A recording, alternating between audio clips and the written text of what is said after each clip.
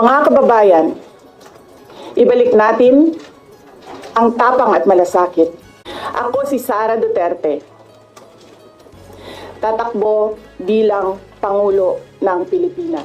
Sara Duterte lang ang malakas!